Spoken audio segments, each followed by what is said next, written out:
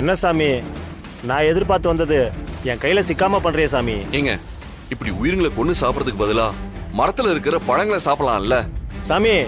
நான் குருவிய சுடல சாமி, இந்த பக்கமா ஒரு விஷவால் சுத்துது சாமி.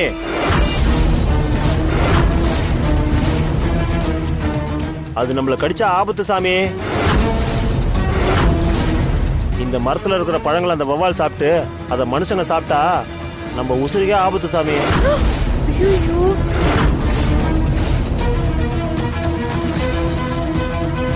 ராணி, நீ இந்த மாங்காய் சாப்பிட்டியா?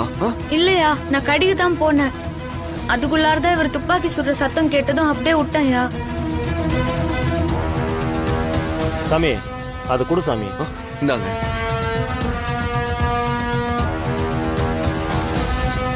ஐயோ சாமி, இது அந்த விஷவவால் கடிச்ச பழம் சாமி.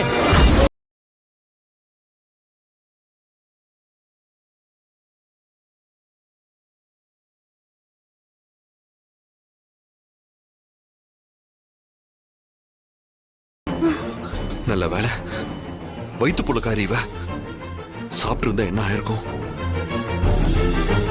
வவுத்து புள்ளக்காரியா இருக்கிற தாயி, உன் கையில இருக்கிற பழத்தை வாங்கி வீசிட்டேன் தாயி. நீ व्यसனப்படாத தாயி, உனக்கு வேற பழம் தரேன் தாயி.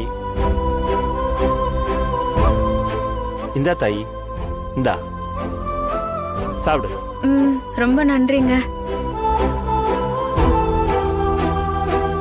சாப்பிடு தாயி, நல்ல பழம் தான். சாப்பிடு ராணி.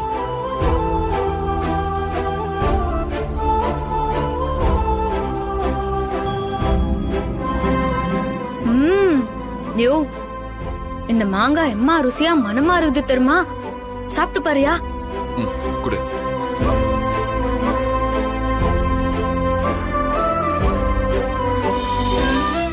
ரொம்ப சூப்பரா இருக்குல்ல சாமி.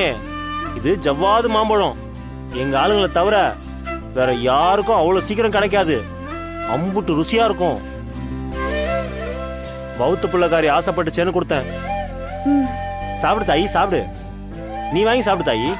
இந்தா சாப்பிடு.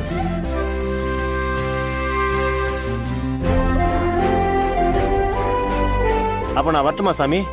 வரேன் தாயி.